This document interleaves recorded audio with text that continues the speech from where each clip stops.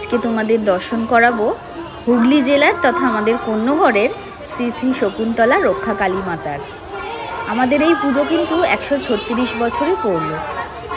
প্রতি বছর বৈশাখ মাসের কৃষ্ণপক্ষের তৃতীয়া বা তারপরে যেই শনিবারটা আসে সেই দিনই মায়ের বাৎসরিক পুজো হয়। পুজোর দিন কিন্তু হাজার হাজার মানুষের ভিড় থাকে, দূর দূরান্ত থেকে প্রচুর ভক্তের সমাগম হয় পুজো দেওয়ার জন্য। আমাদের মা খুবই জাগ্রত। আগে তো প্রাচীনে মস্ত অশ্বত্থ গাছের নিচে ছিল মায়ের থান, আর গাছের ওপরে বাস করত শকুনের দল, আর সেইখান থেকেই শকুন্তলা মায়ের নামও হয়। কিন্তু অমাবস্যার রাতে ডাকাত দল এসে নাকি পুজো দিয়ে যেত। তখন তো ছাগ বলি, মহিষ বলি, কখনো কখনো নরবলি দিয়েও মানুষ মনস্কামনা পূরণ করত। পুজো শেষে তারপর ডাকাতরা রেডির তেল মেখে গায়ে লাঠি বা কাটারি নিয়ে আবার ডাকাতি করতে বেরিয়ে যেত। সেই কাল থেকেই কিন্তু কথিত মা সূর্যের মুখ দেখেন না, তাই মূর্তি বানানো হয় সূর্যাস্তের পর। দ্বিতীয় প্রহর শেষ হলে পুজো শুরু হয়, আর সূর্যোদয়ের আগেই মায়ের বিসর্জন দেওয়া হয়। মায়ের মূর্তিও সূর্যাস্তের পরেই তৈরি হয়, আর আমাদের পুজো তো দ্বিতীয় প্রহর শুরু হলে শেষ হলে শুরু হয়, আর সূর্যোদয়ের আগেই কিন্তু মায়ের বিসর্জন দিয়ে দেওয়া হয়। স্থানীয়দের আমাদের খুবই বিশ্বাস যে মা খুবই জাগ্রত, আর এটা সত্যি মা খুবই জাগ্রত। মায়ের মূর্তি গঠনেও কিন্তু তারতম্য রয়েছে। মাটিতে দুধ ও দেশি মদ মিশিয়েই কিন্তু মূর্তি তৈরি হয়। পুজোর আগের দিন রাত থেকে প্রচুর মানুষের ভিড় হয়। গঙ্গায় স্নান করে, ডুব দিয়ে স্নান করে জল নিয়ে এসে মায়ের বেদিতে ঢালাও হয় সারা রাত জুড়ে। মায়ের সাজ শেষ করে শ্রী বাদল পালের গোলা থেকে মাকে মন্দিরের উদ্দেশ্যে নিয়ে যাওয়া হয়। সন্ধ্যায় বরণ করে বেদিতে বসিয়ে পুজো শুরু হয়। তারপর পুজোর নানা রকম আচার অনুষ্ঠান শুরু হয়। অনেকের মানত থাকে মায়ের কাছে, সেই মানত কিন্তু তারা পশু বলির মাধ্যমে পূর্ণ করেন। সারা রাত কিন্তু কয়েকশো বলি এখনো পর্যন্ত হয়, হোমযজ্ঞ হয়। আর ভোর 5টায় সূর্য ওঠার আগেই মায়ের সমস্ত গয়না খুলিয়ে রেখে তারপর মায়ের বিসর্জন হয়, আর আবার থাকে আমাদের 1 বছরের অপেক্ষা।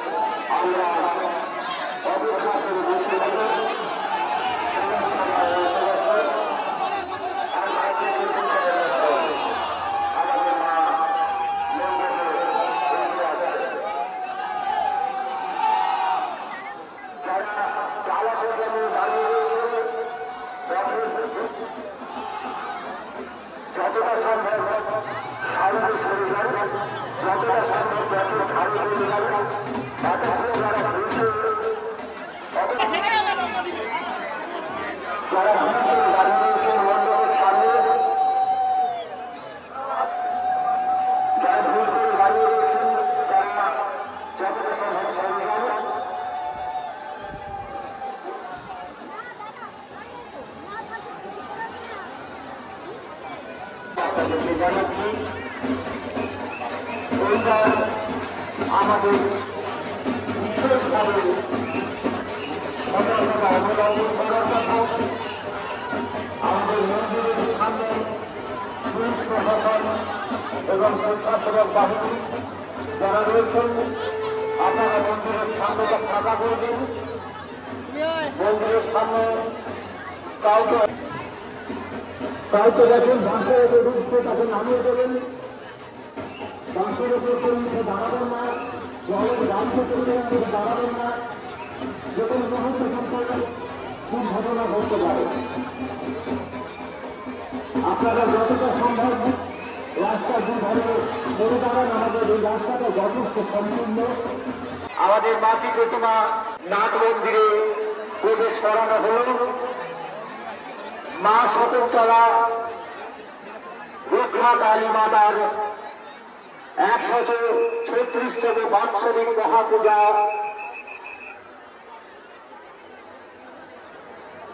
একদম শুরুর মুহূর্তে চলে এসেছে। আমাদের মাটি প্রতিমা প্রচুর ভক্ত সমাগমে এসে পৌঁছলেন আমাদের মন্দিরে। এই মুহূর্তে প্রবেশ করানো হলো। দরজাটা বন্ধ করে দিন।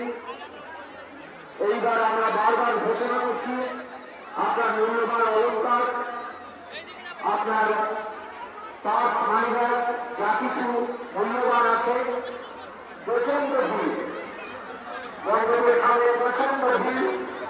আপনার জিনিস আপনি হাতে রাখুন, ব্যাগে নয়, আপনার পকেটে নয়।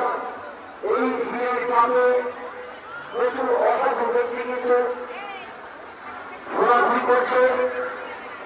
আপনার একটু অসতর্কতা দেখেই আপনার জিনিস কিন্তু তারা ছিনিয়ে নেবে। আপনার সমস্ত আপনার যা কিছু জিনিস আপনি পকেটে নয়, ব্যাগে নয়, হাতে রাখুন। পরম কল্যাণময়ী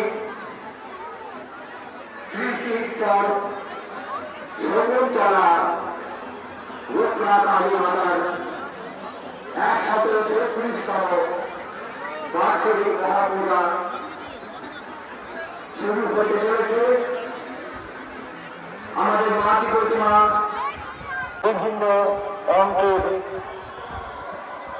টাকা পয়সার বিনিময়ে আপনার নগদ অর্থে পূজা গ্রহণ করা হবে। আপনি সেখানে পূজা দিন এবং আপনার মূল্যবান রসিদ আপনি সংগ্রহ করুন। এই রসিদ নিয়ে রাত্রি 10টার পর থেকে মন্দিরের পিছনে আপনার প্রসাদ আমাদের এখানে আমাদের কাছে জমা পড়ে, তাহলে আমরা ঘোষণা করে দেব। আপনারা অবশ্যই আপনাদের মূল্যবান জিনিস এখান থেকে